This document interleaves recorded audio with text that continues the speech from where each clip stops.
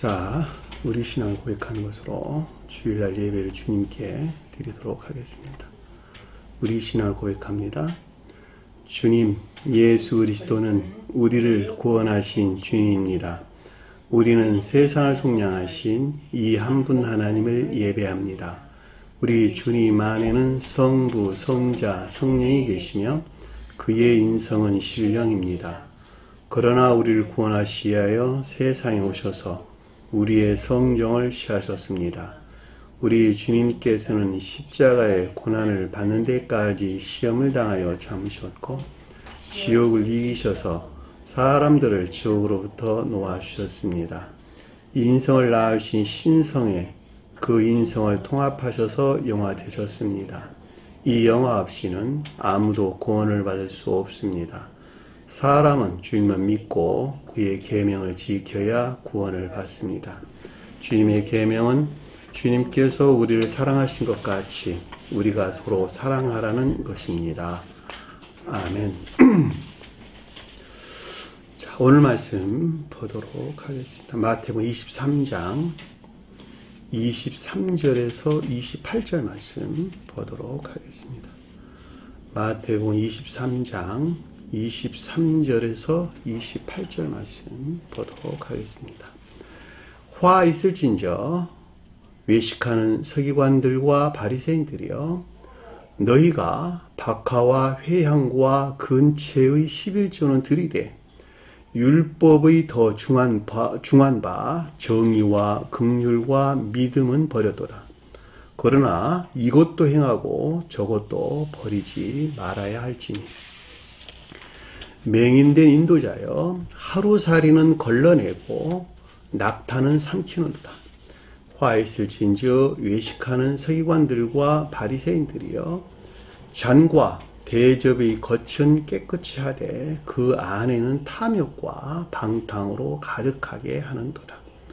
눈먼 바리새인들이여, 너는 먼저 안을 깨끗이 하라. 그리하면 겉도 깨끗하리라. 화 있을진저 외식하는 서기관들과 바리새인들이여, 회칠한 무덤 같으니 겉으로는 아름답게 보이나 그 안에는 죽은 사람의 뼈와 모든 더러운 것이 가득하도다.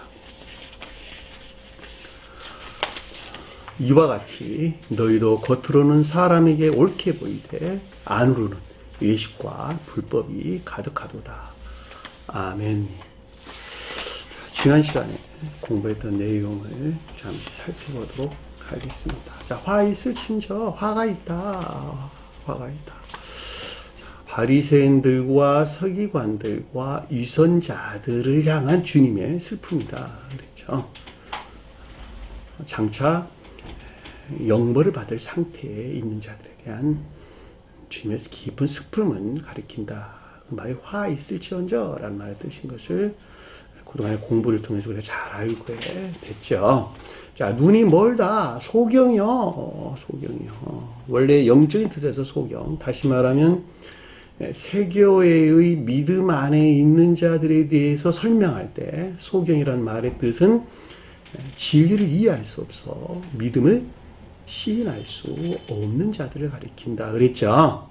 그럼에도 불구하고 여기서 바리새인들과 서기관들과 위선자들을 향한 소경은 선과 진리에 대한 무지 가운데 있는 자들을 가리킨다. 이렇게 설명을 드렸죠. 자, 인도자다라는 말은 이들에게 있는 인도자들이니까 거짓된 가르침을 뜻한다라고 하는 것을 충분하게 이해해 볼 수가 있습니다. 그리고 말하다라는 말은 레고예요.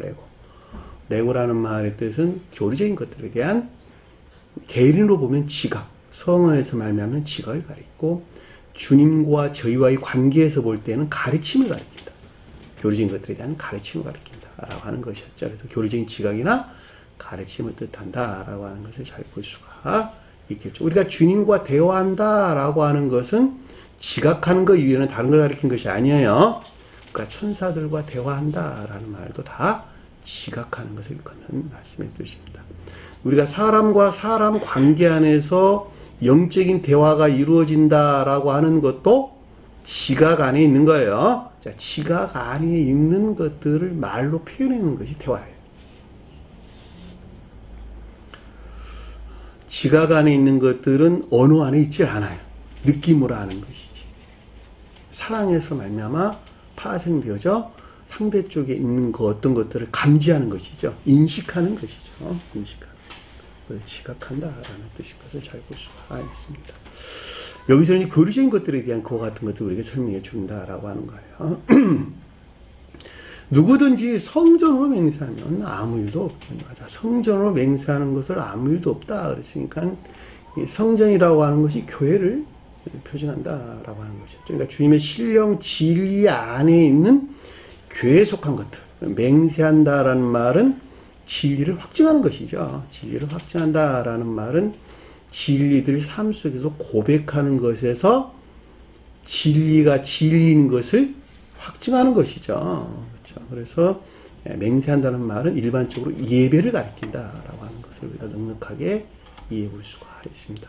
자, 중생 초기 안에 있는 자들, 개혁되기 이전에 맹세한다는 말은 이에 속한 진리 아닌 것들을 가리킨다라고 하는 것도 여러분 참고로 알고 있었으면 좋겠습니다.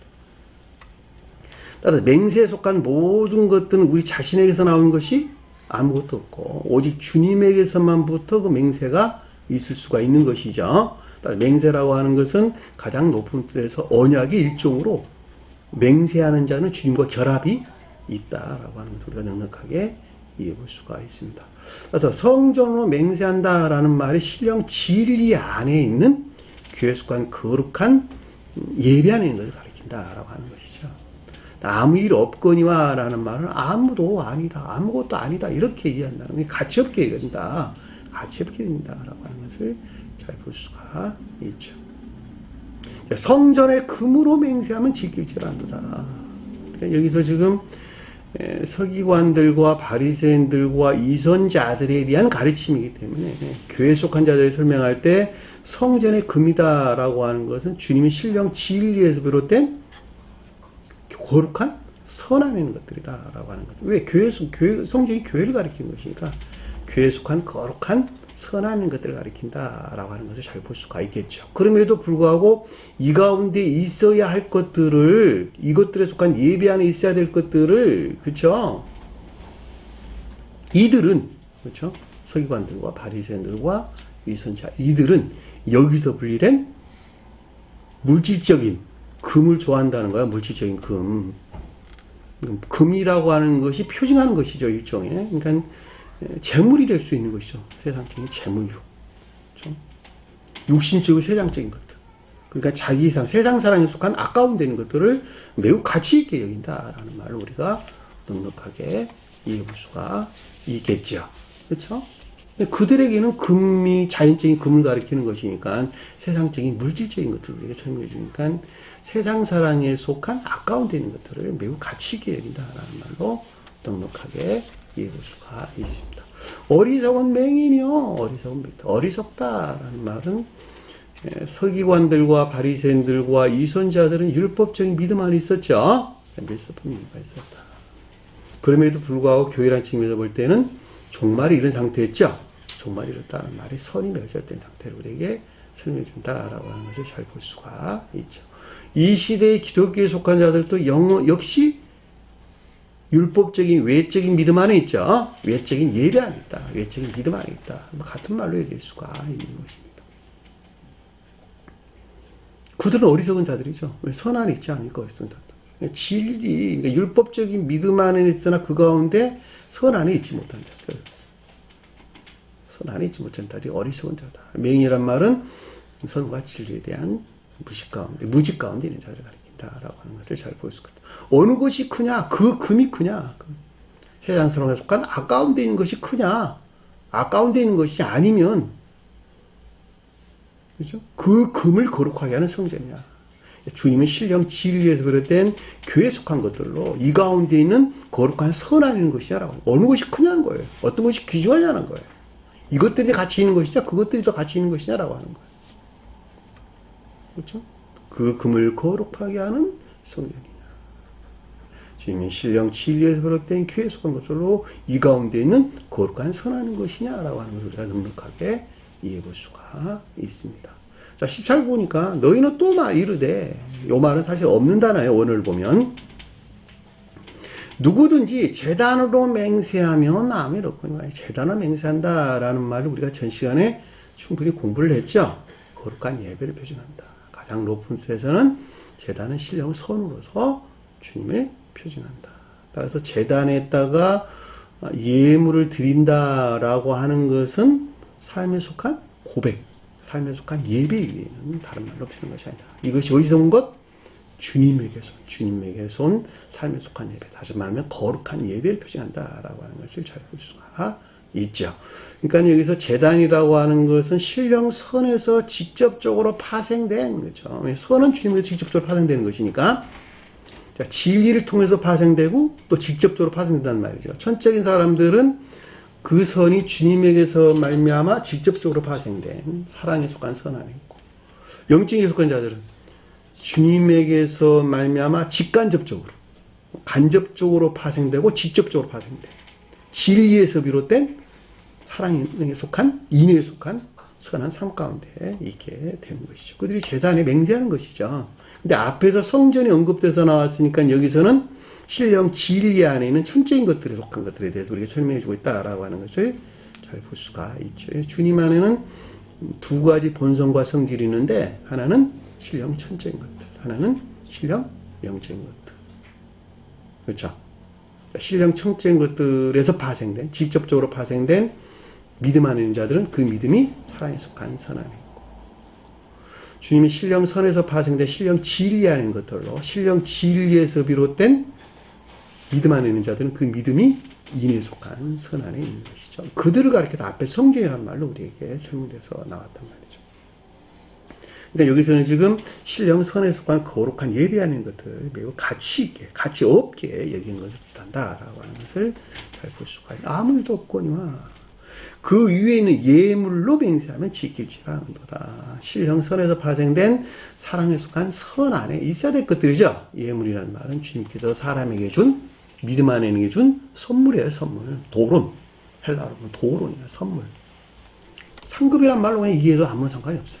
그냥 상급도 어차피 다 주님에게서 파생되어 나온 사랑에 속한 선하는 것들 또는 인에 속한 선하는 것들을 가리키기 때문에 그렇습니다. 근데 여기서는 지금 천체인 것들에 설명하기 때문에 제가 사랑에 속한 선이라는 말로 여러분들에게 설명을 드린 거예요. 자, 사랑에 속한 선 안에 있어야 될 것들을, 이들은 여기서 분리된 자기 사랑에 속한 우상 숭배적인 예배하는 것들을 매우 귀하게 여긴다는 거예요.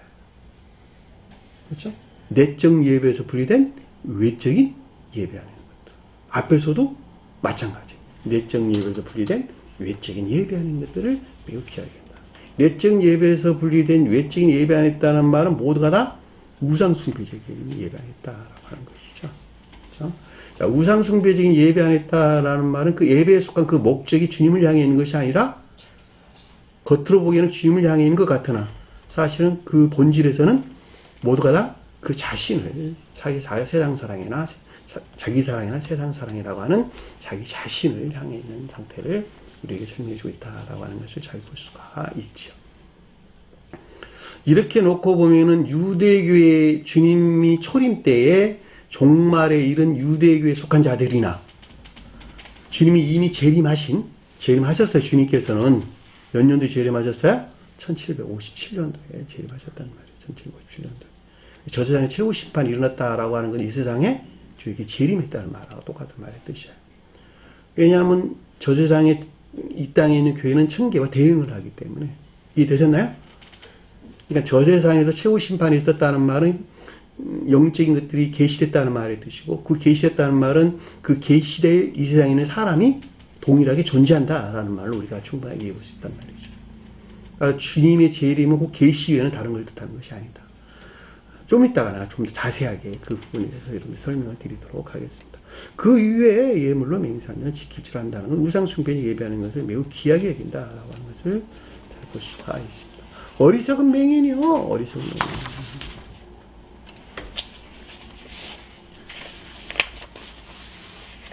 앞에도 공부했고 어느 것이 크냐? 예물이냐? 그 예물을 거룩하게 하는 제단이라. 자기 사랑에 속한 우상 숭배적인 예배하는 것이냐, 아니면 주님의 신령선에서 파생된 거룩한 예배하는 것으로 이 가운데는 사랑에 속한 선하는 것이냐라고 하는 거예요. 여러분들이 상식으로 생각해 보시라는 거예요. 이것이 귀한 것이냐, 저것이 큰 것이냐, 이것이 큰 것이냐라고 하는 거예요. 20절에 보니까 그러므로 제단으로 맹세한다는 제단과 그 위에 있는 모든 것으로 맹세하며, 자, 제단으로 맹세한다라는 말은 거룩한 예배하는 자들이죠. 거룩한 예배하는 자들. 그러니까 주님의 신령 선에서 파생된 거룩한 예배 안에 있는 자들이 거룩한 예배하는 자들. 그렇죠? 제단과 그 위에 있는 모든 것, 거룩한 예배가 비롯된 모든 것들이 확증된, 그쵸? 모든 것들이 확증된 맹세란 말은 거룩한 진리 안에 있게 된다라고 하는 것을 잘 볼 수가 있죠. 그러니까 삶 속에서 거룩한 진리들이 고백되는 선한 삶 가운데 있단다면, 사랑에 속한 선한 삶 가운데 있다면, 이것들이 가장 궁극적인 것들이니까, 자연적인 삶 가운데 실천되고 있는 가장 궁극적인 것들이니까, 이것들이 비롯된 그 근원하는 모든 것들을 맹세하는 자가 된다는 거예요. 천적이고 영적이고 천적인 것들. 그리고 이것들이 비롯된 신령 근원 안에 있는 주님 자신에 속한 모든 것들이 그 질서일치에서 천적인 것들과 영적인 것들과 자연적인 것들을 흘러내려오는 것이기 때문에, 손과 발이 움직이는 삶 속에, 삶에 속한 예배 안에 있다는, 거룩한 예배 안에 있다면 그 위에 안에 있는 모든 것, 그 안에, 그 위 안에 있는 모든 것들은 다 확증되는 거룩한 진리 안에 있게 된다라는 말이 여기서 모든 것으로 맹세합니다라는 말을 우리가 넉넉하게 이해해 볼 수가 있는 것이죠. 21절 보니까 성전으로 맹세하는 자는 성전은 주님이 신령 진리 안에 있는, 주님이 신령 진리에서 비롯된 교회에 속한 거룩한 예배하는 자를 가리킨다라고 하는 것을 잘 볼 수가 있겠죠. 왜냐하면 성경 앞에서 교회라고 그래 설명되고, 맹세란 말을 예배란 말로 깨달았으니까. 그렇죠? 주님의 신령 진리에서 비롯된 교회에 속한 거룩한 진리 안에 있는 자들은 성전과 그 안에 거주하시는 이로 맹세합니다. 그 안에 계신다는 말이 그 안에 카토릭 거주하다 살다 이런 뜻이에요. 거주하고 사는 이로 맹세한다 이런 뜻이에요. 그러니까 이 교회와 이 교회 안에 함께 거주하시는 신령 진리로서 주님을 향한 맹세한다, 확증된 거룩한 진리 안에 있는 것을 뜻한다라는 말로 우리가 넉넉하게 이해해 볼 수가 있는 것입니다. 이해되셨죠? 성전은 그 안에 계신, 그러니까 영적인 교회 안에 함께 하시는 신령 진리로서 주님을 향한 맹세다, 확증된 거룩한 진리하는 것이다 라고 하는 것을 잘 볼 수가 있습니다. 자, 22절 보니까 하늘로 맹세하는 자는, 하늘로 맹세했다라는 말은 앞에 양자죠. 양자. 성전과 제단이 가리키는, 성전과 제단이 가리키는 양자의 천계나 교회에 속한 거룩한 진리가 확증된 예배 안에 있는 자는 예배하는 자다.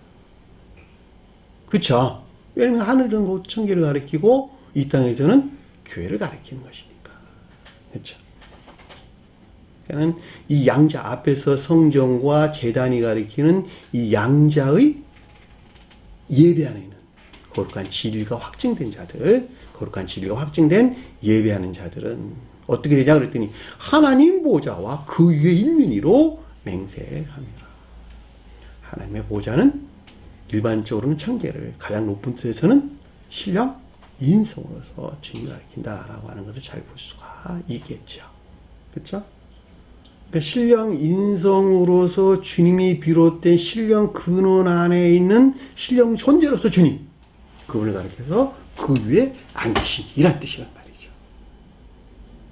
이분 주님에게서 파생된 모든 것들, 거룩한 진리가 확증된 예배 안에 있게 된단다라고 하는 것을 우리가 잘 볼 수가 있죠. 그러니까 삶 가운데에서 성전에 속한 예배와 제단에 속한 예배 안에 있다 한다면, 그렇죠? 그것이 뭐였어요? 성전의 금이었고 성전의 예물이었죠. 제단의 예물이었죠. 그것들에 속한 거룩한 예배 안에 있는 자라 한다면, 이들이 곧 저 세상에 청계하는 자들이요, 이 세상에서는 교회하는 자들이요. 가장 높은 데는 이들이 곧 청계가 비롯된, 청계 안에는 신령 인성으로서, 또 교회 안에는 신령 인성으로서 주님 안에 있는 자들이에요. 신령 인성이 비롯된, 신령 근원 안에는 주님을 향한 거룩한 예배하는 자가 된다라고 하는 것을 잘 볼 수가 있겠죠. 자, 신령 인성은 신령 사랑과 결합된 신령 지혜에 속한 신령 진리 안에 있는 주님을 가리키는 거예요. 이분 주님에 대해서, 이분 주님 안에 있는 신령 선호 주님을 예수, 신령 진리로 주님을 그리스도라는 말로 우리에게 설명해서 나왔다. 그러니까 신령 인성에 속한 신령선이 예수요, 신령 인성에 속한 신령 진리가 그리스도다라는 말을 우리가 충분히 이해해 볼 수가 있습니다. 오직 이분 주님으로만부터 구원받을 수 있고, 이분 주님 안에 있는 자들이 곧 앞에서 공부했던 예물의 제단, 예물 드리는 제단, 그리고 성전의 금, 선한 뜻에서 성전의 금이 표징해주고 있다라고 하는 것을 우리가 넉넉하게 이해해 볼 수 있습니다. 이 가운데 있는 모든 자들은 이것들이 비롯된, 천적이고 영적이고 자연적인 것들이 비롯된 신령 근원 안에 있는 주님을 향한 거룩한 진리가 확증된 이해가 있게 된다라고 하는 것을 우리가 넉넉하게 이해해 볼 수가 있습니다. 여기까지가 우리가 지난 시간에 공부했던 내용입니다. 23절 보니까, 화 있을진저 외식하는 서기관들과 화 있을진저 서기관들과 바리새인들과 위선자들이요, 장차 조절받을 상태에 있는 자들에 대한 주님의 기쁜 슬픔이 화가 있다. 오 슬프도다. 오 슬프도다. 서기관들이여, 율법이 더럽혀진 거짓 가운데 있는 자들이여, 바리새인들이여, 이 거짓을 비롯된 삶에 속한 악행 가운데 있는 자들이여, 위선자들이여, 마치 겉으로 보기에는 선과 진리 아닌 것 같으나 진리들도 믿지도 않고 선안에 있기도 원하지 않은 자들이여, 원하지 않은 자들이여. 박하와, 너희가 박하와, 너희란 단어는 없는 단어예요. 있어도 무방하긴 합니다만 없는 단어니까 굳이 넣어서 이해할 필요는 없을 것 같아요. 박하와 회양과 근체의 11조는 들이대.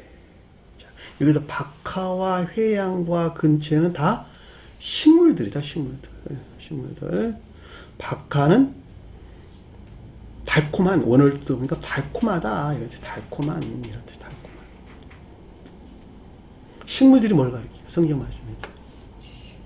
낮은 지식들, 그렇죠. 매우 낮은 지식들. 그것도 식물들이죠, 그렇죠. 그럼에도 불구하고 살아있죠, 그렇죠. 살아있죠, 식물들. 식물들 죽었지 않은 것이 살아있죠. 박하는 뭐냐니까 원어를 보니까 이 헤디오스모스라는 단어를 썼는데, 이게 달콤한, 즐거운, 달게 하는, 기분 좋게 하는 이런 뜻이에요. 원어를 보면. 그러니까는 달콤하다. 그 사람이 즐겁게 하다. 애정에 속한 기쁨 안에 있는 것들. 박하는 매우 낮은 지식 안에 있는 것들로 이 가운데 있는 애정에 속한 지식 안에 있는 것들. 이해되셨나요? 애정에 속한 기쁨 안에 있는 것들. 매우 낮은 지식 안에 있는 애정에 속한 기쁨 안에 있는 것들. 그것이 뭘까? 매우 낮은 지식이다. 율법된 지식. 이해되셨나요? 문자적인 뜻에서 취한 율법적인 지식. 이 시대로 보면 기독교에 속한 자들이 문자적인 뜻에서 취한 믿음 안에 있는 기쁨들. 매우 낮은 지식들이죠. 그렇죠? 매우 낮다라는 말이 감관 안에 있는 지식들. 그렇죠? 감관 안에 있는 지식들. 이해되셨나요? 감관 안에. 이 감관에서 취한 지식들. 감관이라는 말은 오관이 도구가 돼가지고, 오관이 도구가 돼서 이어때서 취한 것들이에요, 다. 그 낮은 지식들. 그것이 박하와 해양과 근체라는 말의 뜻인데, 이게 식물들이에요, 낮은 식물들. 그러니까 여기서 박하는 달콤한, 즐거운 이런 뜻이니까, 이 가운데 있는 애정에 속한 기쁨들. 그렇죠? 이 가운데 있는 애정에 속한 기쁨들. 매우 낮은 지시간에 있는 것들로 이 가운데 있는 애정에 속한 기쁨이 박하다라는 뜻이에요. 헤디오스모스. 헤디오스모스. 달게, 기분 좋게, 달콤한 이런 뜻이란 말이죠. 근데 이 단어가 달콤하다는 단어와 냄새라는 단어가 합성된 단어예요. 냄새. 냄새가 뭘까? 향기. 네? 향기. 예배에 관계되는 거. 기쁨과 관계되는 거. 즐거움과 관계되는 거. 제단의 향기를 주님께서 흠양하셨다. 그렇죠? 예배하는 기쁨과 즐거움을 주님께서 기뻐 받으셨다. 같은 말이죠. 같이 유사하게 이해해 볼 수 있잖아요. 그렇죠? 그래서 애정에 속한 기쁨 안에 있는 것들을 박하다라는 말을 듣고, 회양이라는 말의 뜻은 뭐냐 그랬더니 낱말을 좀 잘 안 쓰는 단어예요. 이게 고수식물이에요. 고수식물. 나는 보지를 못한 것 같아요. 고수식물이라는 말이. 고수식물이라고 하는 데인데 이게 뭐냐 그랬더니 음식에 넣는 향신료 같은 종류예요. 음식에 넣는 향신료.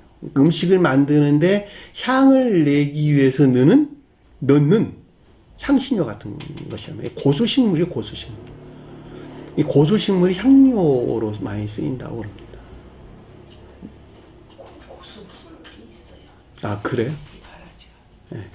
고수식물이에요. 내가 찾아봤는데 미나리과라고 해요. 이 류가 미나리과에 속하고 그다음에 고수식물이다라고 하는 것입니다. 그러니까 음식에 넣는 향신료다라는 말로 이해해 볼 때 이것은 매우 낮은 지식이나 믿음 안에 있는 것들을 가리킨다라는 말로 우리가 이해해 볼 수가 있죠. 왜냐하면 영적인 뜻에서 향이 나는 것들은 모두 다 진리에 대응하는 것이니까, 그렇죠? 황금과 유향과 모략 그럴 때 유향이 영적인 진리 안에 있는 것들, 모략은 자연적인 진리 안에 있는 것들, 자연적인 선과 영적인 선이에요. 선을 설명한다면 황금과 유향과 모략 그럴 때 황금은 천적인 선을, 유향은 영적인 진리 안에 있는 것들, 모략은 자연적인 선 안에 있는 것들. 영적인 진리 안에 있다는 말의 뜻이나 인내 안에 있다는 말이다. 또는 믿음 안에 있다는 뜻이나 다 같은 말로 이해될 수가 있는 것. 왜냐하면 인내는 다 진리 안에 있기 때문에 그렇다는 것이죠. 진리는 곧 믿음을 가리킨다라고 하는 것도 우리가 넉넉하게 이해해 볼 수가 있죠. 그러니까 매우 낮은 일종의 향이 나는 것이니까 이 말을 모략도 똑같아요. 모략이라는 말도 황금과 유향할 때 유향도 향기 나는 게 일종이죠. 그렇죠? 그러니까 이게 미나리과로 매우 낮은 지식이나 믿음하는 것들을 가리킨다라는 말로 식물들로 매우 낮은 지식이나 믿음하는 것들을 가리킨다라는 말을 넉넉하게 이해해 볼 수가 있습니다. 근체는 뭐냐 그랬더니 잎과 열매를 향료로 쓰는 거래요. 잎과 열매를 향료로 쓴다. 그러니까 매우 낮은 선에 속한 지식 안에 있는 것들. 매우 낮은 선에 속한 지식 안에 있는 것들을 가리킨다. 근체라고 하는 것은 앞에 회양이라는 말은 지식이 매우 낮은 지식이나 믿음 안에 있는 것들을 가리키고, 그 다음에 근체라고 하는 것은 매우 낮은 선에 속한 지식 안에 있는 것들을 가리킨다라고 하는 것이죠.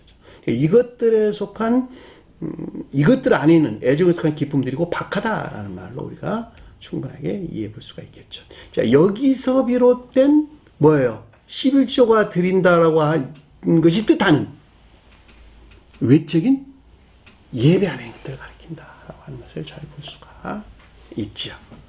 이해되셨나요? 무슨 말인지. 11조를 드린다고 하는 것이 영적인 뜻에서 이해될 때는 주님에게서 사람에게 주입된 사람 안에 있는 주님에 속한 모든 것. 그것이 영적인 11조란 말이죠. 11조란 뜻이란 말이죠. 이 말을 그냥 다른 말로 풀어서 설명드리면 선과 결합된 진리 안에 있는 모든 것들. 진리가 선과 결합된 충만한 상태. 그거 11조란 말이죠. 이것들이 삶 속에서 시인되고 고백하는 자들이 곧 삶에 속한 예배하는 자들이 곧 주님을 향해서 11조를 드리는 자들이죠. 그렇죠? 이해되셨나요? 무슨 말인지? 근데 그 가운데 있지 않아요. 영적인 11조 안에 있지 못하고 외적인 12일조 안에 있다라는 말은 여기서 분리된, 내적인 예배에서 분리된 외적인 예배 안에 있는 자들을 가리킨다라고 하는 것을 잘 볼 수가 있겠죠. 자, 외적인 예배 안에 있다는 말은 여기서 서기관들과 바리새인들과 이선자들을 향해서 말할 때는 율법적인 예배 안에 있는 자를 가리킨다라고 해도 아무런 상관이 없겠죠. 그렇죠? 이해되셨나요? 자, 율법적인 예배하는 것, 외적인 예배 안에 있는 것들이 내적인 예배에서 분리되어 있을 때에는 생명력을 갖는다, 못 갖는다? 전혀 갖지를 못한다. 그것은 마치 영에서 분리되어 있는 육체와 같은 것이다. 그렇죠? 손과 발에서 움직이는 모든 것들은 몸통에서 나왔고, 몸통은 머리의 지시를 받아서 힘을 얻는 것이죠. 손과 발이 몸통에 힘을 얻는 것이란 말이죠. 그러면 삶에 속한 모든 것, 외적인 예배 안에 있는 모든 것들은 손과 발이 움직이는 예배 안에 있는 것이죠. 손과 발이 움직이는 삶에 속한 것들과 관계를 갖는 것이죠. 따라서 그것들이 만약에 영적인 가르침에서 분리되어 있다면, 그리고 천적인 것들에서 지혜나 총명에서 비롯되지 않았다면 전혀 생명을 가질 수가 없는 것이다. 아까 설명드린 것과 같이 마치 육체가 영에서 분리될 때 그것을 시체라고 말하는 것과 똑같은 것이다. 전혀 생명을 가질 수 없는 죽은 예배가 된다라고 하는 것을 넉넉하게 이해해 볼 수가 있겠죠. 그렇죠? 그러니까 여기서 지금 서기관들과 바리새인들과 이선자들이 표징하는 율법적인 예배 안에 있는 자들은 여기서 바리 11조가 그들에게 입장에서 볼 때 11조가 가리키는 외적인 예배 안에 있는 것들은 결코 생명력을 가질 수가 없다라고 하는 것을 잘 볼 수가 있고, 자, 영적인 생명을 가질 수 없다라는 말은 전혀 반대의 우상숭배적인 예배 가운데 빠질 수밖에 없다라고 하는 것을 우리가 넉넉하게 이해해 볼 수가 있는 것이죠. 그럼에도 불구하고 이 세상에서 교회에 속한 자들, 이 세상에서 내적인 예배 안에 있는 자들은 반드시 외적인 예배와 분리될 수 없는 한 몸 안에 있어야 되는 것이죠. 이해되셨나요? 무슨 말인지. 그러니까는 외적인 예배에서 분리된, 나는 내적인 예배 안에만 있을게 라고 하는 건 몸이 없는 영과 똑같은 사람들이에요. 몸은 없는데 영이 어떻게 있을 수 있게, 이 세상에서. 다리가, 손발이 잘린 몸통만 있는 사람과 똑같단 말이죠. 외적인 예배에서 분리된 내적인 예배에 있다고 여기는 사람들은, 그런 사람들, 온전한 사람이라 볼 수 없다는 거예요. 영적인 사람은. 그러니까 그 사람이 온전한 사람이란다면, 다시 말하면 온전한 교회에 속한 사람이라 한다면 반드시 내적인 예배와 결합된 외적인 예배 안에 있어야 된다라고 하는 우리가 넉넉하게 이해해 볼 수가 있죠. 그랬을 때에 삶에 속한 모든 것들도 생기를 얻게 되고, 이 가운데에서 살아있게 하는 영적인 생명이 그 가운데 실제한다라고 하는 것도 우리가 넉넉하게 이해해 볼 수가 있는 것이죠. 그 말을 가리켜서 앞에서 율법에 더 중한 바 정의와 긍휼과 믿음은 버렸도다 라는 말의 뜻인 것을 잘 볼 수가 있는 것이죠. 그리고 그 아래서 뭐라고 설명했더니 이것도 행하고 저것도 버리지 말아야 될 것이다. 내적인 예배와 외적인 예배는 분리될 수 없는 한 몸 안에 있는 것이란다. 11조를 드리라는 말에 드리지 말라는 거예요. 드려야 된다는 이야기, 드려야 된다는 거예요. 문자적인 뜻에서 이해되는 11조도 반드시 있어야 된다라고 하는 거예요. 물질적인 11조, 달란트에 대한 11조, 그쵸? 그 사람이 가지고 있는 11조, 교회에 헌신하는 11조, 자기 삶 가운데 일부분을 떼서 드리는 11조의 삶이 반드시 있어야 된다는 거예요. 있어야 된다. 십계명에서 가리키는 문자적인 뜻에 속한 예배 안에 반드시 있어야 된다는 거예요. 한 분 하나님을 반드시 시인해야 된다. 안식일을 거룩하게 지켜야 된다는 거예요. 요즘 안식일은 일요일 날이 안식이라는 거예요. 나는 주님 믿을게. 나는 믿습니다. 이 진리를 사랑합니다. 내 삶 가운데서 가장 으뜸적으로 여겨야 될, 자기의 삶 가운데 가장 으뜸적으로 여겨야 될 그 중요한 부분이 주일날 교회에 나와 예배드리는 것이다. 저는 이 계시록서 가리키면서 제가 여러분들이 설명을 드렸어요. 멸망된 교회, 기독교에 나가지 말아라. 거기 나가면 정갈락도 침만, 맨날 침만 들어가는 것과 똑같은 것이다. 이렇게 설명드렸단 말이죠. 멀리 있다만 할 수 없는 것이지만 각각 계신다면 주일날 꼭 예배에 나와서 같이 함께 했으면 좋겠다라는 말을 더불어 또 말씀드리도록 하겠습니다. 그렇죠? 안식일을 거룩하게. 또 뭐 있었어요? 주님, 또 십계명에 설명서 나올 때. 주님의 이름을 망령되이 부르지 마라. 근데 부른다는 말이 원래 예배에 관계되는 거예요. 그러니까 주님 이름에 속한 것들을 모독하거나 더럽혀서는 안 된다는 거예요. 주님의 이름이라고 하는 신령 선과 신령 진리. 여기서 파생된 모든 것들이 주님의 이름이란 말이에요. 주님의 이름. 그 가운데 것들이 더럽혀지고 모독돼서는 안 된다. 주님 이름을 성령을 거역하지 말아라. 그렇게 해도 어떻게 된다 그랬어요? 천대에 이르러 너에게 복을 줬다. 이렇게 설명하셨죠. 그렇죠? 그 가운데 있는 자들이 진리하는 모든 것들이 거룩한 선과 결합된 충만한 상태에 있게 된단다. 이 천대에 복을 이루게 된단다. 말씀하신 것을 잘 볼 수가 있죠. 그리고 이웃사랑에 대한 내용이 나오죠. 그렇죠? 주님에 대한 사랑과 이웃사랑에 대해 나오는데 그것이 부모를 당연히 문자인 뜻에서도 부모를 당연히 공경해야 되는 것이죠. 문자인 그 자체가 진리인 것이니까. 외적인 진리, 외적인 것들 안에 신령한 진리인 것이니까 부모를 공경해야 된다. 육신의 부모님을 공경하지 아니하고 있어. 영적인 뜻에서 이해되는 신령 선으로서 주님과 신령 진리하는 주님, 아버지와 어머니. 또 신령 진리에 비롯된 교회 안에 있는 것들을 어떻게 공경할 수가 있겠냔 말이죠. 그렇죠? 문자인 뜻에서 이해되는 살인을 해서는 안 되겠죠. 그렇죠? 그럼에도 불구하고 영적인 뜻에서 영생 안에 있게 하는 선을 결코 모독해서는 안 된다. 살인하지 말라.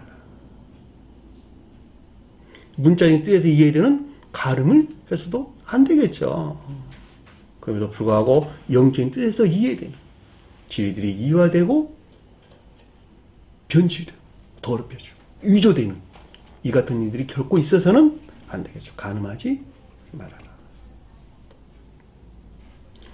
11조라는 말이 주님에게서 사람에게 넣어주신 사람 안에 있는 주님 자신이죠. 주님 것이죠. 근데 그걸 마치 지 것같이 지가 쓰고 지 공로를 취해 거기서. 그렇게 돼서는 안 된다는 거예요. 도둑질하지 말아라. 너 안에 들어가서 행한 모든 것들은 너가 아니고 너를 통해서 내가 하는 거야. 네가 공로받을 일은 아무것도 없다는 거야. 예배받을 존재는 나지 너가 아니라는 거야. 그 말을 가르쳐서 도둑질하지 말아라. 거짓말하지 마라. 문자인 뜻에서 이해되는 당연히 거짓말해서는 안 되겠죠.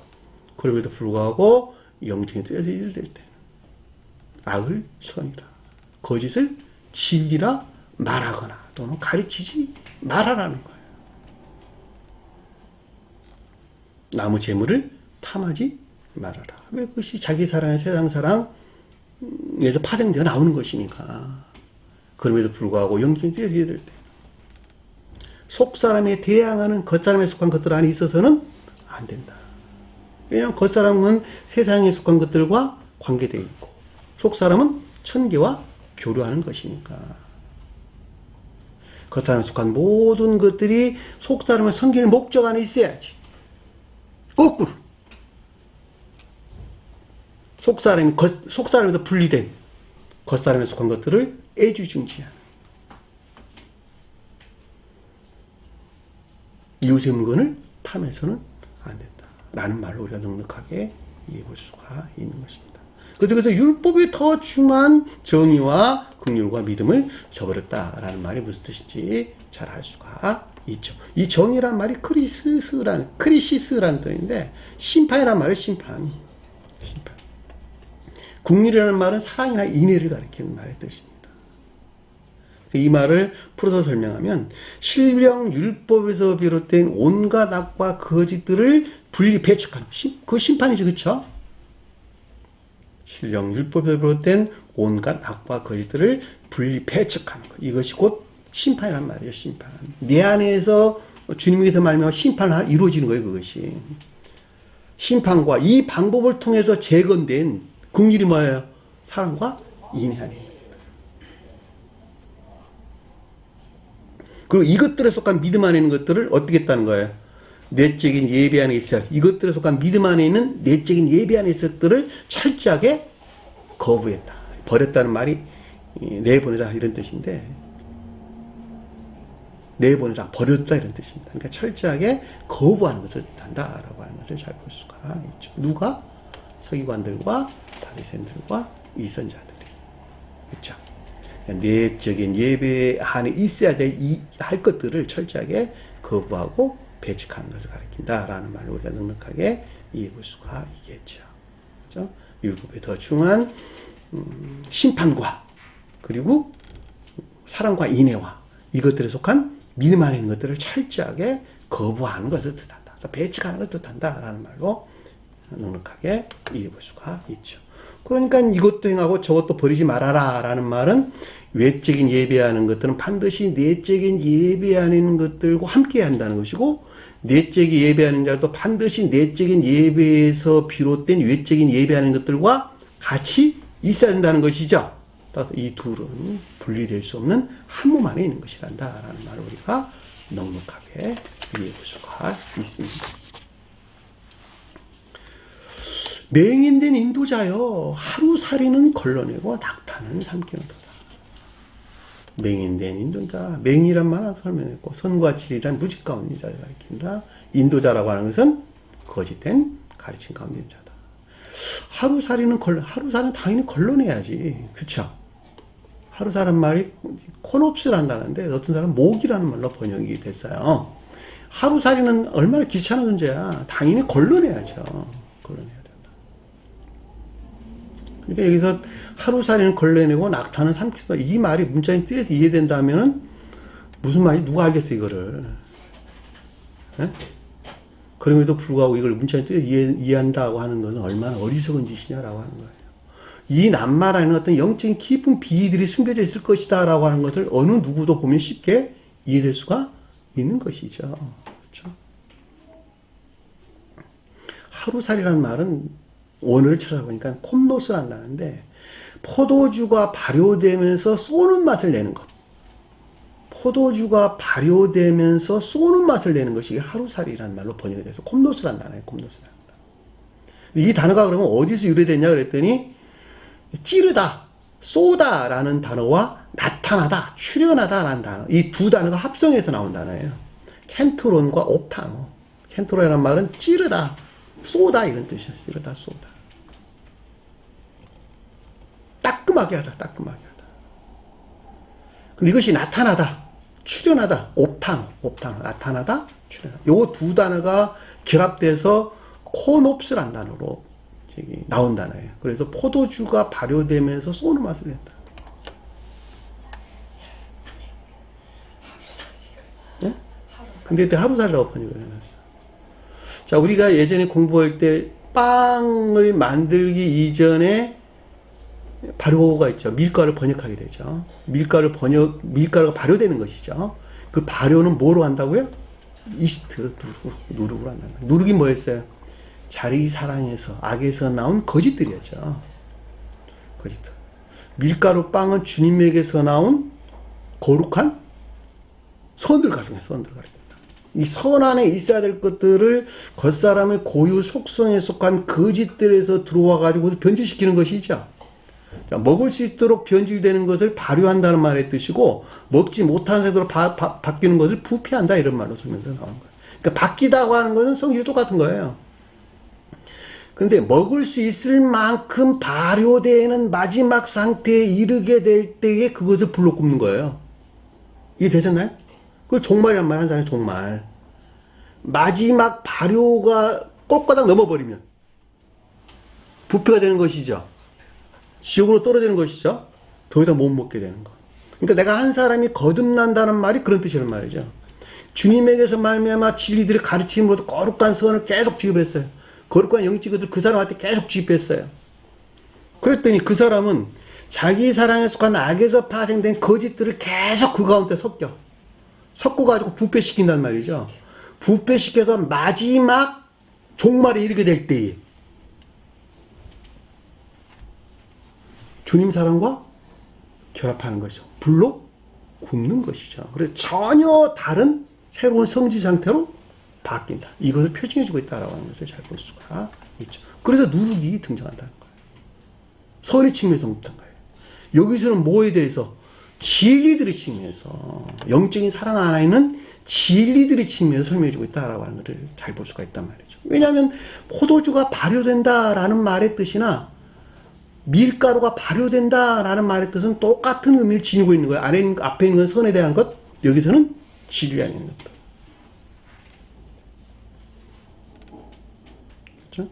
그러니까 그렇게 해서 발효되는 것이 충분한 상태로 발효가 이루어져 오래되게 될 때 그것이 진한 포도주 맛, 풍미가 있는 포도주 맛을 내게 되는데 그 포도주가 인의 영적인 사랑을 표정해 주고 있다라고 하는 것을 잘 볼 수 있고 가장 높은 데에서는 신령 진리로서 주님을 표징하는 것이죠. 그렇죠? 그러니까 이 말을 그러니까 바꾸고 말하면은 이 쏜다라는 말은 그 사람에게 어떤다는 거예요. 그 사람에게 경고하고 충고하고 권면하는 거. 그렇죠? 그 자신을 훈계하는 영적인 진리 아닌 것들, 그 자신을 훈계하는 영적인 진리 아닌 것들을 철저하게 걸러내고 진리들의 가르침으로부터 그 자신들을 쏘는 훈계나 경고나 그다음에 권면이나 이 같은 것들을 철저하게 배척하거나 무시하는 것. 이해되셨나요? 쏜다는 말이 그런 뜻이다. 그러니까 하루 사이는 걸러놓고 왜냐하면 포도주가 발효되면서 쏘는 맛을 내는 것이니까 내가 포도주 안에 있다 한다면 이 가운데 있는 것들 내가 그 가운데 있는 그 사람에게 쏘는 것을 가리키는 왜 바꿔놓으려고 쏘는 것을 가리키는 훈계나 경고나 충고나 권면하는 등의 영적인 진리들은 가르침을 철저하게 배척하거나 무시한 것을 가리킨다. 제가 쓰는 지금 지피라고 있는 책에는 그렇게 제가 기록을 해놨습니다. 아까 우리가 예배 시간 전에 공부했었죠. 그렇죠? 서로 대화를 나눴죠. 내가 여기서 가리키는 모든 것들은 내가 사사로이 내 말을 하는 것이 아니라 성경의 가르침들을 말하고 있는데 그럼에도 불구하고 듣는 사람 입장에서는 그 사람에게 따발총을 쏘는 것 같은 상태로 그들은 이해를 하게 된다. 왜 나만 갖고 그래? 라고 이해를 하게 된다. 그리고 그 가운데서 견디지 못한 사람들은 온갖 비난을 쏟아내고 교회를 떠나게 된다라고 하는 것도 잘 볼 수가 있죠. 유대교에 속한 자들이 주님을 십자가에 못 박히고 조롱했다는 말도 똑같은 말의 뜻이에요. 지금까지 여기 왔다가 나갔던 많은 사람들은 다 그와 같은 상태에서 대부분 다 나가야겠다는 거예요. 나는 성경 말씀을 가리키는 사람들이지 어느 누구에게 감정을 갖고 이런 건 전혀 아니란 말이죠. 근데 여기서 가르침이 그 사람에게 쏘는 맛이 되는 것이니까 쏘게 되는 것이니까 훈기가 되고 경고가 되고 충고가 되고 권면이 되는 것이니까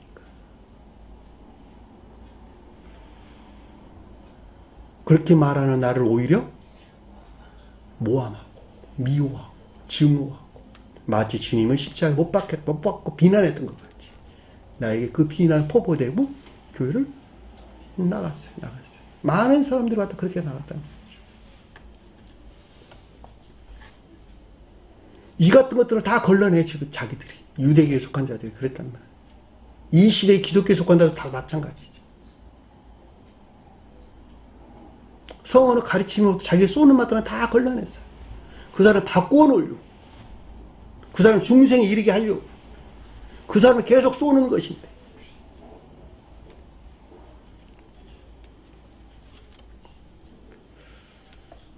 영은자매님이 말씀하셨던 것 같이 자존심은 나에게 세울 것이 아니라 자기 자신한테 세워야 된다. 자기 자신한테.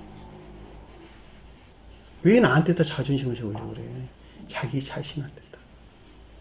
지옥의 악령들 안에 점령당하고 있는 점령되어 있는 자기 자신에게 자존심을 세워서 내가 이 마귀에게 굴복하는가 봐라. 끝까지 견지는 자는 구원을 얻으리라.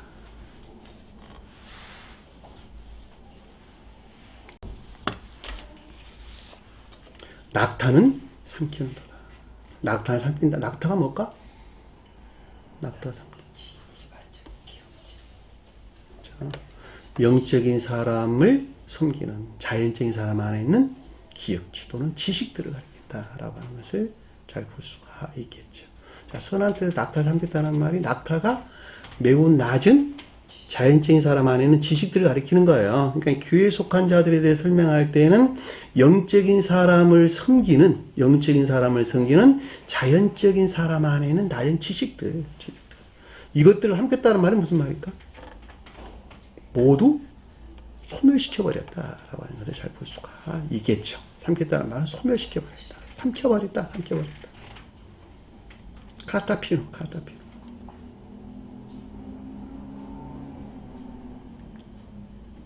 이해되셨나요? 무슨 말이에요? 낙타가 아니라는 걸 어떻게 여러분 누구나 다 명확하게 이해될 수 있는 것이죠. 우리가 어떻게 낙타를 삼킵니까? 생각을 해보시죠. 낙타가 뜻하는 어떤 영적인 비위가 있는 모양이구나. 그럼 낙타를 여러분들이 생각을 해보면, 낙타는 사막에서 물건을 운반해 주잖아. 그럼 낙타에 뒤에 혹이 있어가지고, 거기는 물이 가득 뛴대. 물은 믿음과 지식과 관계되는 것인데, 이거는 그것들과 상관관계가 있는가 보다. 라고 유추에만 본다 하더라도. 지금 제가 여러분들이 설명드린 내용이 무슨 말을 가리키는지. 교회에 속한 자들은 반드시 영적인 사람을 섬기는 자연적인 사람에 속한 낮은 지식들이 있단 말이죠. 왜냐하면 낮은 지식들은 기억지에 속한 것들은 모두가 다 자연적인 사람을 섬기는 것이니까 이 자연적인 사람이 섬기는 외적인 예배 안에 있는 것들은 반드시 영적인 사람에 속한 예배 안에 있는 것들을 섬겨야 된다. 내적 예배하는 것들을 섬겨야 된다라고 하는 것을 너무도 명확하게 우리가 이해해 볼 수가 있단 말이죠. 이 같은 것들을 다 소멸시켜버려. 누가 그랬다는 거예요? 바리새인들과 서기관들과 바리새인들과 위선자들이 그렇게 했다는 거예요. 내적인 예배에서 분리된 율법적인 외적인 예배 안에 있는 자들이 다 그렇게 했다는 거예요.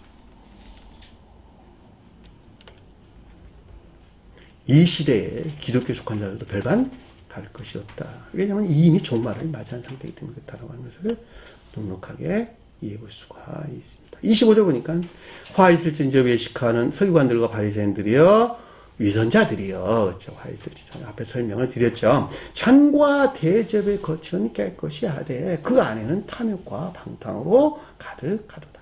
자, 잔과 대접. 잔은 뭘까?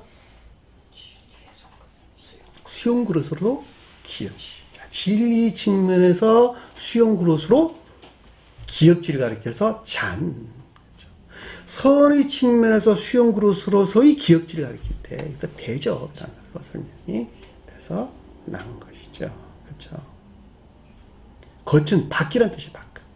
그러니까 안의 상대적인 개념의 겉이에요. 이해되셨나요? 그러니까 그걸 깨끗이 했다라는 말은 무슨 말이에요? 정화된 정결 안에 있는 것 같다. 같이 보이는 것을 뜻한다라고 하는 것을 볼 수가 있죠.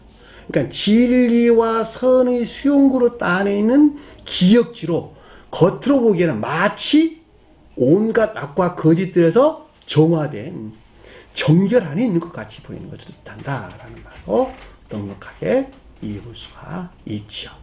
그렇죠? 성경 어디에서나 잔과 대접은 수용그릇으로서 기억지나 또는 겉사람을 표징한다 머리에 받고 계십니다. 머리 받고 계십니다. 어디서나 동일하기 때문에. 다만 그 주제에 일치해서 겉사람으로 이해하든지 아니면은 지식이라는 측면에서 기억지로 이해하든지 둘 중에 하나만 여러분 택하시면 돼요. 근데 저는 여기서 기억지란 말로 가져왔어요. 기억지란 말. 근데 사실은 겉사람이란 말로 가져와도 상관없어요. 근데 아래의 문장들에서 저는 유추해 볼 때 기억지란 말로 이해하는 것이 훨씬 좋겠다라고 해서 기억지란 말로 썼어요. 뭐 어떤 사람이 겉사람이라고 이해해도 되나 틀린 말은 아니고 다 같은 말로 이해될 수가 있는 것입니다. 되셨죠? 자, 잔과 대접은 겉은 깨끗하게 한다라는 말은 정화를 뜻하는 것이죠. 그러니까 정화된 정결한 인것까지 보이는 것을 가리킨다라는 말로 우리가 넉넉하게 이해해 볼 수가 있겠죠. 그럼에도 불구하고 그 안에는 잔과 대접이 뜻하는 것들이 비롯된 그 근원 안에 있는 그 안에는 뭐가? 탐욕과 방탕으로 가득하도다. 이 방탕이란 말은 자제가 부족한, 무절제한 상태. 자제가 부족한, 무절제한 상태. 탐욕은 뭘까? 강탈하다, 빼앗다, 잡아채다 이런 뜻인데 내면적인 마음 안에는 온갖 자기 사랑에 속한 정욕적인 아까운 데 있다는 거예요. 정욕적인 아까운 데 있다. 이것이 그 안에는 탐욕과 그리고 여기서 솟아나는 세상 사랑에 속한 육신적인 욕망과 이것들에 속한 쾌락 안에 있는 것들을 방탕으로 가득하다라는 말로 우리가 넉넉하게 이해해 볼 수가 있는 것이죠. 그렇죠? 남 생각하지 말고 자기 자신을 생각해봐. 내가 믿음 안에 있다고 여기는 나 자신을 생각해보란 말이야. 내가 어디 가운데 멈춰. 내가 겉으로 보기에는 참 믿음 안인 것 같다. 그럼에도 불구하고 나는 육신적이고 이 세상적인 온갖 탐욕적인 한과 악과 이것들에 속한 쾌락 가운데 있구나. 자기 사랑이나 세상 사랑에 속한 정욕 가운데 내가 머물러 있구나. 좀 더 깊은 자기 자신에 대한 성찰이 있다 한다면 누구든지 사람은 짐승과 다르기 때문에 그 가운데는 생명을 볼 수 있단 말이죠.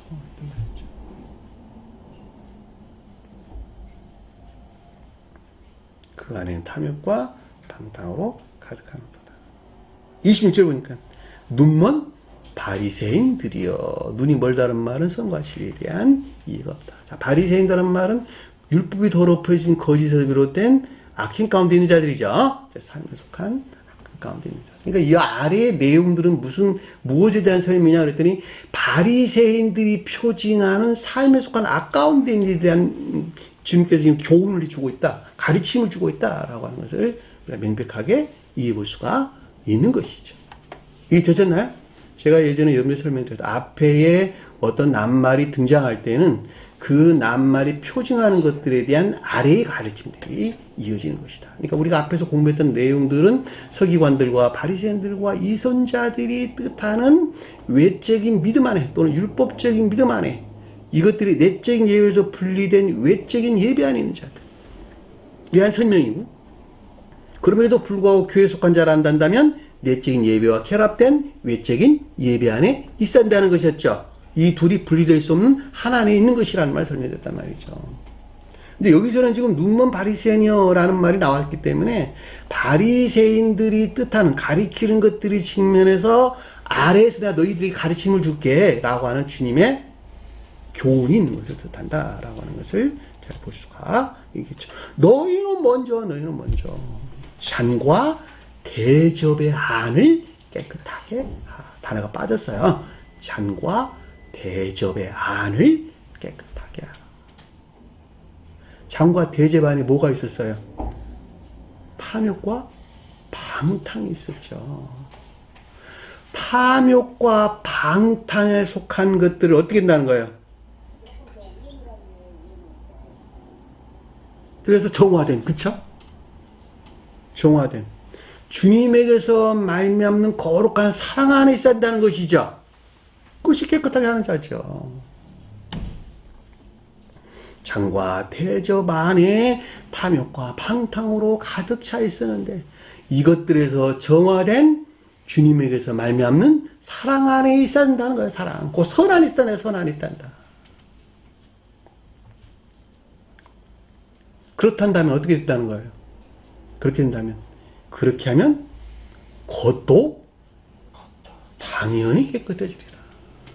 왜냐하면 기억지에 속한 모든 것들은 속사람에서 나온 것이니까 겉사람 안에는 모든 것들은 속사람에서 비롯된 것이니까 생각에 속한 모든 것들은 마음에서 나왔고 행위에 속한 모든 것들은 생각과 마음에서 나온 것이니까 생각과 마음이 없는데 행위하는 것이 뭐 있겠어요. 그렇죠? 자연적인 사람을 섬기는 기억지 안에는 모든 것들은 속마음에서 나왔단 말이에요. 속마음에서. 그 마음 안에는 이에 속한 마음과 의지에 속한 마음에서 나왔단 말이죠.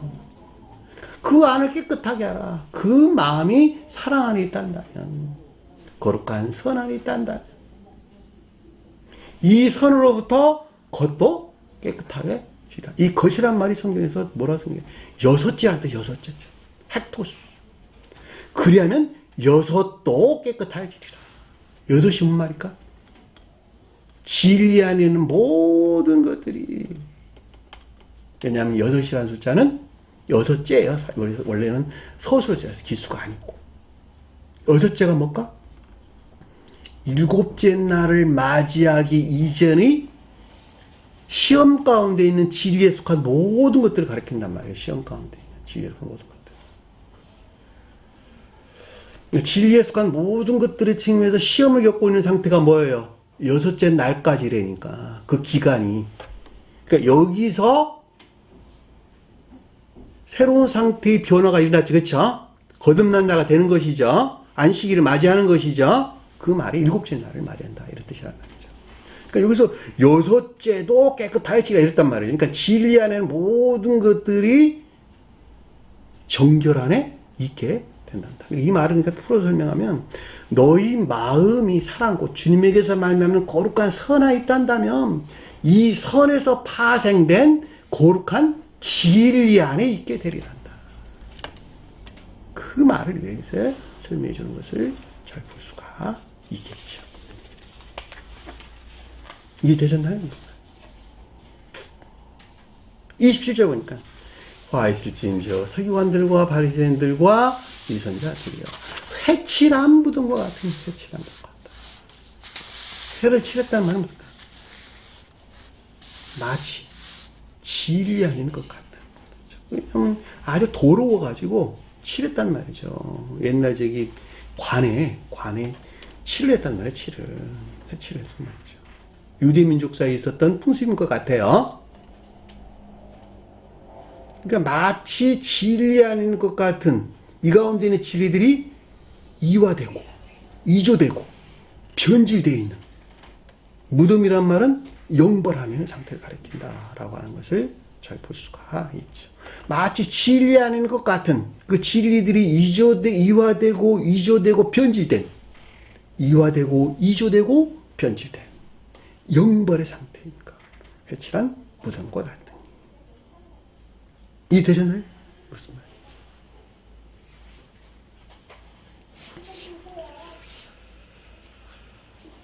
겉으로는 아름답게 보인다. 자, 아름답게 보인다란 말은 시기적절하게 계절에 맞는 어떤 옷을 입는 것 같은 이런 뜻이에요. 시기적절한 때에 맞춰서 어떤 것들 안에 있는 것 같은 계절에 맞춰서 우리가 옷을 입는 것 같이 이런 뜻에서 나온 내용이에요. 호라이모스. 계절에 알맞는 때를 얻은 시기나 때에 적당한 이런 뜻이란 말이죠. 그러니까 겉으로 보기에는 마치 가르침에 일치한 인애나 믿음 안에 있는 것 같은 것을 뜻한다라는 말로 우리가 명확하게 이해해 볼 수가 있겠죠. 그래 안 그래요? 지금 저기 바리새인들과 서기관들과 바리새인들과 이선자들 표현합니다. 그러니까 주님의 초림 때에 멸망이 일렀던 교회가 종말에 이르렀던 유대교에 속한 자들이 여기서 지금 서기관들과 바리새인들과 유대교에 속한 자들이죠. 지금 기독교에 속한 자들도 종말을 맞이했죠. 이미 제후상에서 제후심판이 있었단 말이죠. 1757년도에 제후심판이 있었단 말이죠. 제후심판이 있었다라는 말은 주님이 재림이 있었다는 말의 뜻이죠. 자, 주님이 재림했다라는 말은 영적인 진리들이 계시된 상태를 우리에게 설명해 준다라고 하는 것을 잘 볼 수가 있죠. 여기서 계시된다는 말의 뜻에서 여러분들이 좀 더 깊게 생각을 해야 되는데,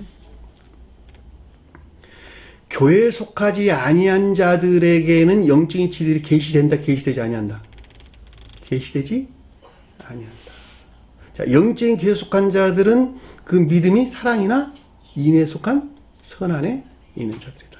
자, 사랑에 속한 나 인애에 속한 선 안에 있는 자들에게, 사랑 안에 있는 자들은 천적이고 영적인 거고 자연적인 모든 것들이 계시되고, 영적인 사람들은 천적인 것들은 계시되지 아니하고 영적이고 자연적인 것들이 계시된다라고 하는 것을 잘 볼 수가 있겠죠.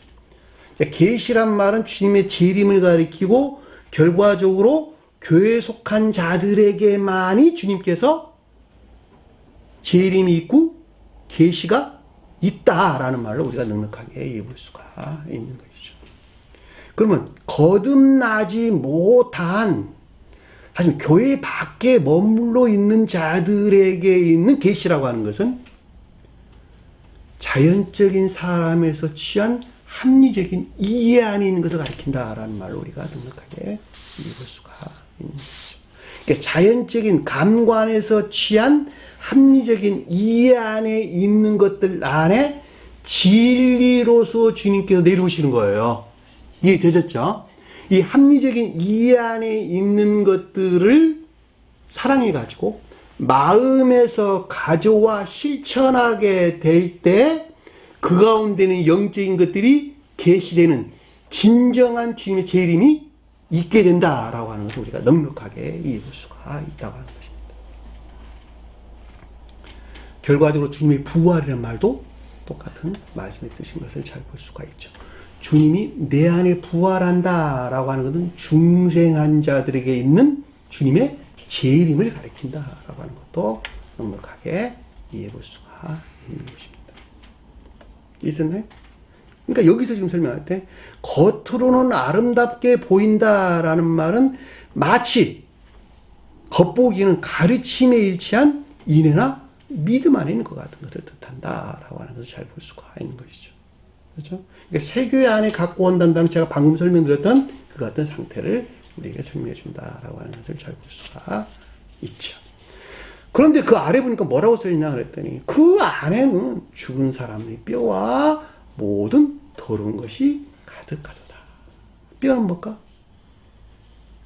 매우 낮은 감관적인 사람에 속한 거짓 안에 있다.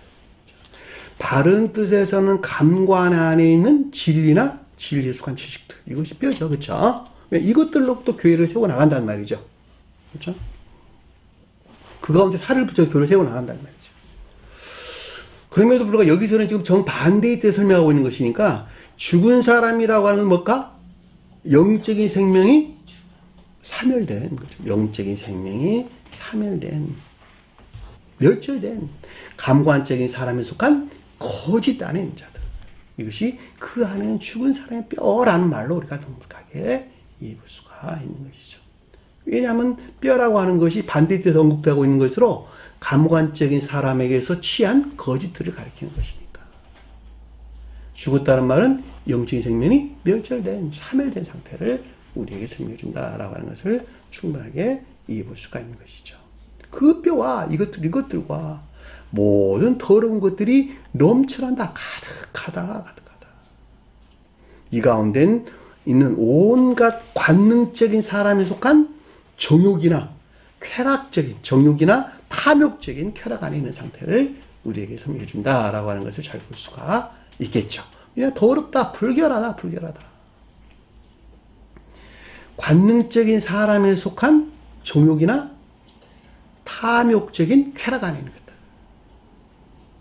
그것이 모든 것들이 가득하다. 앞에서는 감관적인 사람에 대해서 설명을 했고 뒤에서는 관능적인 사람이 됐으면, 이 둘은 분리될 수 없는 하나는 있는 거예요.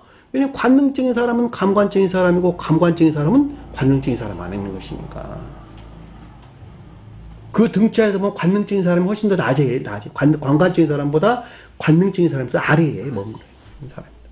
관능적인 사람들의 성품은 짐승과 별반 다를 것이 없다.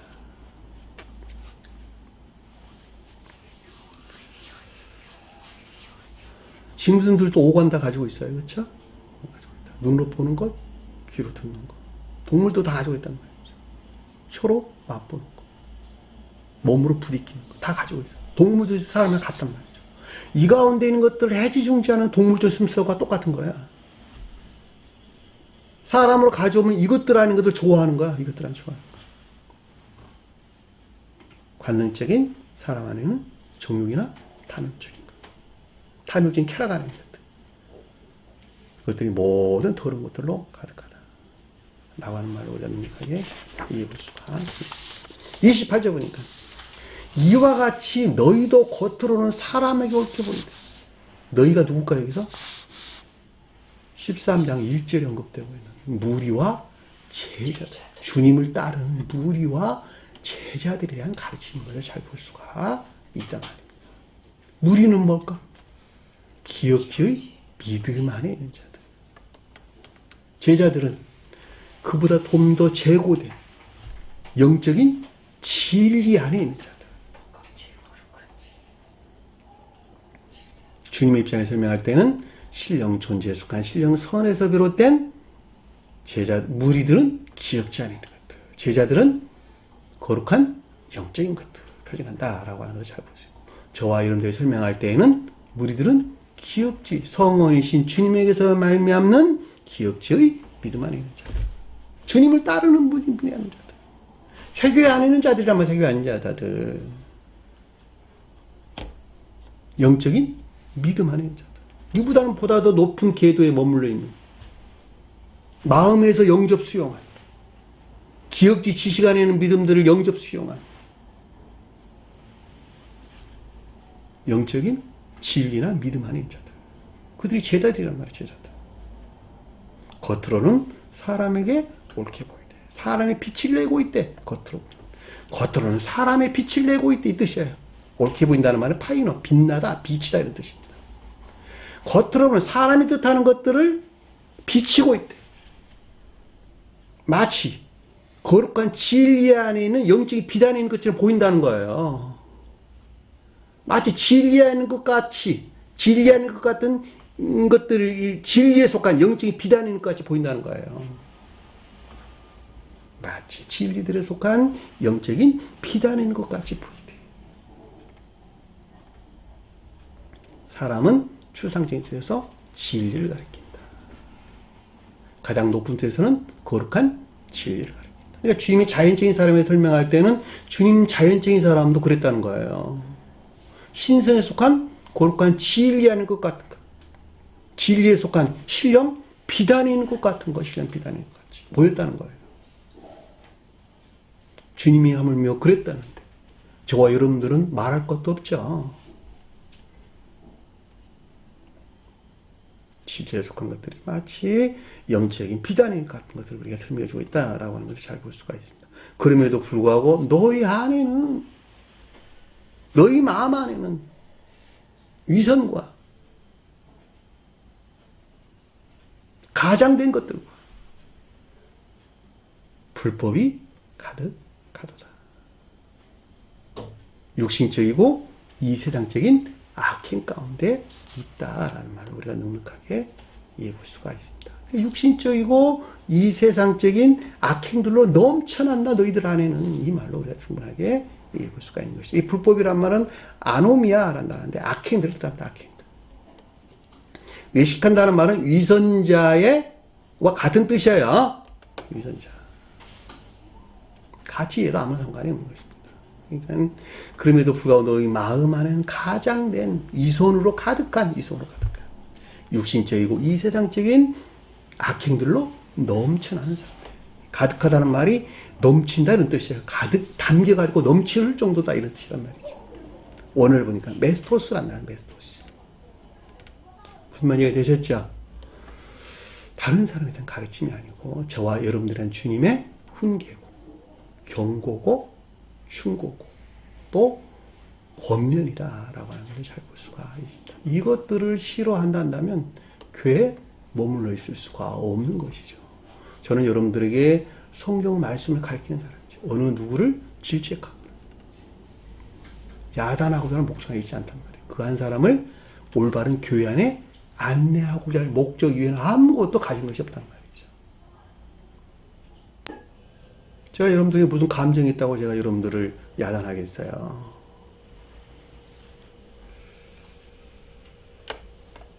주신 말씀 마음속에 깊게 새기시고 한 주간을 승리하는 저희 되기를 간절히 축원합니다. 자, 주기도문 하면서 공부를 마치도록 하겠습니다.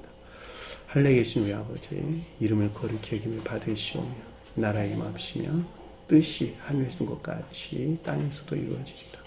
오늘날 우리에게 일용할 양식을 주옵시고 우리가 우리에게 죄진 자를 사해준 것 같이 우리 죄를 사하여 주옵시고 우리를 시험에 들게 하지 마옵시며 다만 악에서 구하옵소서. 나라와 권세와 영광이 아버지께 영원히 싸움나이다. 아멘.